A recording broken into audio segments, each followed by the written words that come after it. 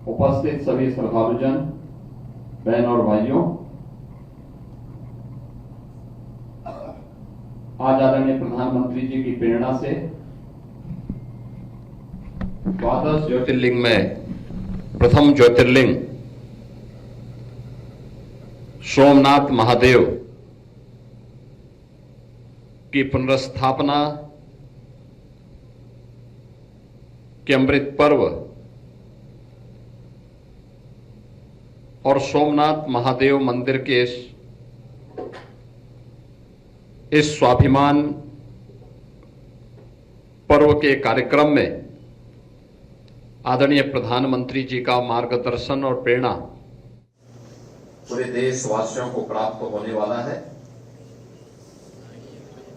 मैं इस अवसर पर सबसे पहले आदरणीय प्रधानमंत्री जी का, जिनकी प्रेरणा से आज हम सब एक भारत श्रेष्ठ भारत की संकल्पना को साकार होते हुए देख रहे हैं, जिसका साकार रूप सौराष्ट्र में भगवान सोमनाथ महादेव का भव्य मंदिर की पुनर्प्रतिष्ठा, सुंदरीकरण और वहां के कार्यक्रमों के साथ ही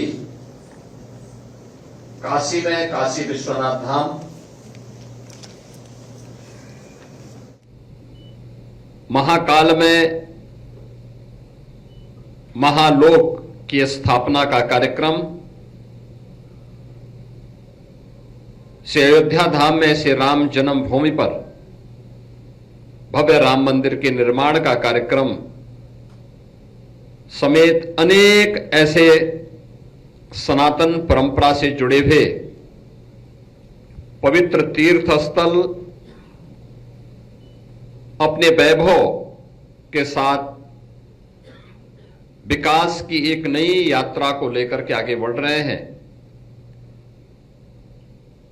इन सब के जो प्रेरक शक्ति है, भारत के यशस्वी प्रधानमंत्री श्री नरेंद्र मोदी जी के प्रति मैं इस अवसर पर उत्तर प्रदेश वासियों की ओर से आभार व्यक्त करते हुए उनका मैं अभिनंदन करता हूं। इस आयोजन में प्रदेश की माननीय राज्यपाल महोदया का भी मैं हृदय से अभिनंदन करते हुए आप सभी सम्मानित श्रद्धालुजनों का इस अवसर पर मैं सभी को प्रति अपनी बधाई और शुभकामनाएं भी देता हूं। मित्रों, आज का ये कार्यक्रम भारतीय सांस्कृतिक चेतना, आध्यात्मिक परंपरा, राष्ट्रीय आत्मगौरव के पुनर्जागरण का एक शंखनाद है। सोमनाथ स्वाभिमान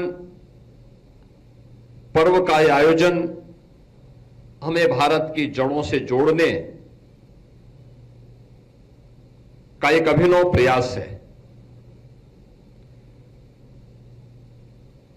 काशी विश्वनाथ धाम में यह आयोजन अपने आप में भारत की सनातन परंपरा, सांस्कृतिक एवं आध्यात्मिक एकात्मता का भी प्रतीक है।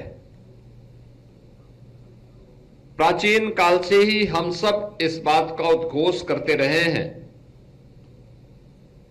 कि यतो धर्मस् ततो जयः।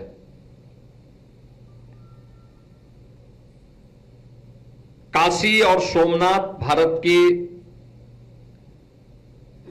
सभ्यतागत चेतना के दो अमर ज्योति स्तंभ हैं। एक उत्तर में पवित्र मां गंगा के तट पर बाबा विश्वनाथ धाम और दूसरा पश्चिमी भारत में सागर के तट पर स्थित प्रथम ज्योतिर्लिंग भगवान सोमनाथ महादेव का है।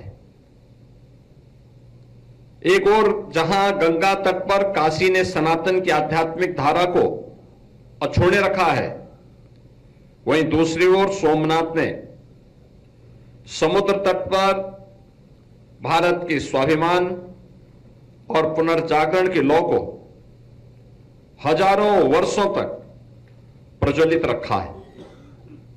सोमनाथ मंदिर भारत की सभ्यता के उस अमर आदर्श का प्रतीक है जहां धर्म, संस्कृति, इतिहास और राष्ट्रीय अस्मिता एकात्म भाव से अभिव्यक्त होते हैं।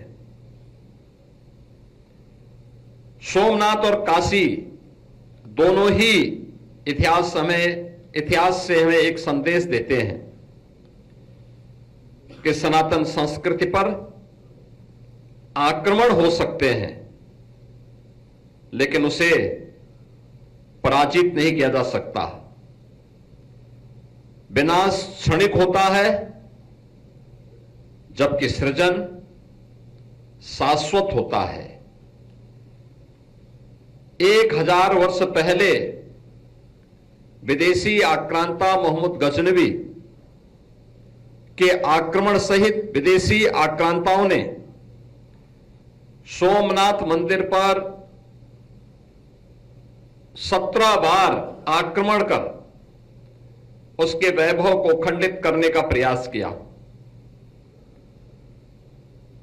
उन्हें भ्रम था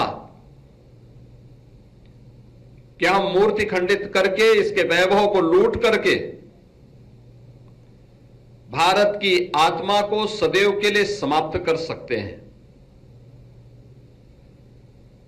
ये केवल सोमनाथ महादेव के मंदिर के साथ नहीं हुआ। भारत के अंदर हजारों सनातन के प्रतीक, पवित्र स्थलों के प्रति, उनमें काशी विश्वनाथ धाम भी है। हम सब इस बात को जानते हैं कि मोहम्मद घोरी से लेकर मुगलों तक कई विदेशी आतताइयों ने हमारी इन आध्यात्मिक और सांस्कृतिक पहचान को नष्ट करने का प्रयास किया। औरंगजेब ने बाबा विश्वनाथ के प्राचीन मंदिर को ध्वस्त कर एक गुलामी का ढांचा भी यहां खड़ा किया, लेकिन वे भारत की आत्मा को तोड़ नहीं पाए। वे ये नहीं समझ पाए कि सनातन केवल मंदिरों की दीवारों में नहीं, अब तो भारत की चेतना में यह बसता है और भारत की चेतना आत्मा को अजर और अमर मान करके चलती है। यही भारत की अजरता और अमरता का शाश्वत शंखनाद भारत की आध्यात्मिक और सांस्कृतिक विरासत में हम सबके सामने झलकता है। जिन्होंने सनातन को मिटाने का प्रयास किया, आज वे स्वयं मिट्टी में मिल चुके हैं। आज उन आक्रांतों का नाम कोई लेने वाला नहीं, लेकिन काशी विश्वनाथ धाम हो या सोमनाथ महादेव का मंदिर, ये दोनों भारत के गौरव के प्रतीक बनकर के भारत के स्वाभिमान की गाथा को आगे बढ़ाने का काम कर रहे हैं। बहनों और भाइयों, जो देश की आजादी के बाद भारत की जनता के मन में एक आकांक्षा थी कि भारत केवल राजनीतिक रूप से नहीं बल्कि सांस्कृतिक रूप से भी स्वतंत्र हुआ है, इसका एहसास कराने का वह क्षण था। और इसका शंखनाद किया भारत के अखंडता के शिल्पी लौह पुरुष सरदार वल्लभ भाई पटेल ने। उन्होंने जब समुद्र के तट पर सोमनाथ महादेव के मंदिर की पुनर्प्रतिष्ठा के कार्यक्रम के लिए संकल्प लिया था और उस संकल्प के अनुरूप उन्होंने उस कार्यक्रम को आगे बढ़ाने का काम किया। अनेक विघ्न और बाधाएं थी, चुनौतियां थी, लेकिन उन सबको दरकिनार करते हुए वे आगे बढ़े और आज सोमनाथ मंदिर का पुनर्निर्माण दासत्व से मुक्ति और राष्ट्र की आत्म प्रतिष्ठा का वह एक उद्घोष था।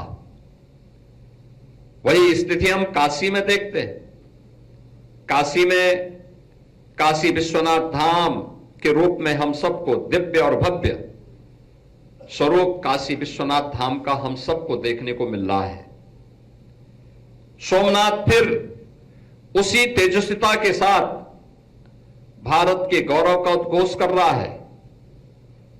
दुर्भाग्य से आज भी बहुत सारी ऐसी शक्तियां हैं जो भारत के आत्म गौरव के प्रतीक, भारत के स्वाभिमान के प्रतीक, इन आध्यात्मिक और सांस्कृतिक स्थलों को इस स्वाभिमान के साथ आगे बढ़ते हुए देखना नहीं चाहते। हम लोग इस बात को जानते हैं कि कौन लोग थे जो सोमनाथ महादेव के मंदिर की पुनर्प्रतिष्ठा कार्यक्रम में बाधक थे, और लगता नहीं कि वही लोग थे जिन लोगों ने अयोध्या में कालांतर में राम मंदिर के निर्माण में और इस समस्या का समाधान न हो, इसमें भी उन्होंने बारंबार उस प्रकार की बाधाएं खड़ी करने का प्रयास किया।